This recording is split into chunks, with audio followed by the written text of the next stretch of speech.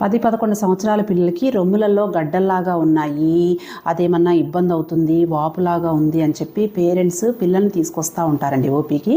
జనరల్గా ఏంటి అంటే ఇది నెలసర్లు మొదలవటానికి ముందుగా వీళ్ళకి ప్యూబర్టీ చేంజెస్ కింద తీసుకోవాలన్నమాట. వీళ్ళకి ఏంటి అంటే ఫస్ట్ రొమ్ములు కొంచెం బడ్స్ అనేది కొంచెం హార్డ్గా ఉండటము, టచ్ చేసినా కానీ ఆడుతున్నప్పుడు సైకిల్ తొక్కుతున్నప్పుడు వాళ్ళకి ఆ మూమెంట్ వచ్చినప్పుడు కొంచెం పెయిన్ అనిపించడం అందరికీ కామన్గా ఉంటుందన్నమాట. సో ఈ రొమ్ముల గ్రోత్ తర్వాత వాళ్ళకి ప్రైవేట్ పార్ట్స్లో ప్యూబిక్ హెయిర్ రావటం ఒకటి, దాని తర్వాత వాళ్ళు సడన్గా హైట్ పెరగటము అండ్ యాక్సిల్లరీ హెయిర్ చంకలలో హెయిర్ రావటము నోటీస్ చేస్తామన్నమాట.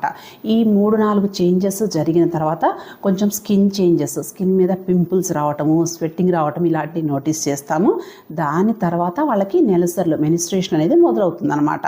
సో ఇలా రొమ్ములలో బడ్స్ రావటం అనేది ప్యూబర్టీ చేంజెస్లో భాగమే. పేరెంట్స్ కంగారు పడకుండా పిల్లలకి ఇది నార్మల్గా ఎదుగుదలలో భాగమే అని చెప్పి ఎక్స్ప్లెయిన్ చేస్తూ ఉంటే వాళ్ళు కంగారు పడకుండా ఉంటారు. అండ్ ఈ చేంజెస్ అన్నీ స్టార్ట్ అయిన తర్వాత కూడా 2-3 ఇయర్స్ వరకు నెలసర్లు రాకపోతే మాత్రం ఏమైనా ప్రాబ్లం ఉందేమో దగ్గరలో మీ డాక్టర్ గారి కన్సల్టేషన్ ఒకసారి తీసుకోండి. ఓకేనా? Thank you.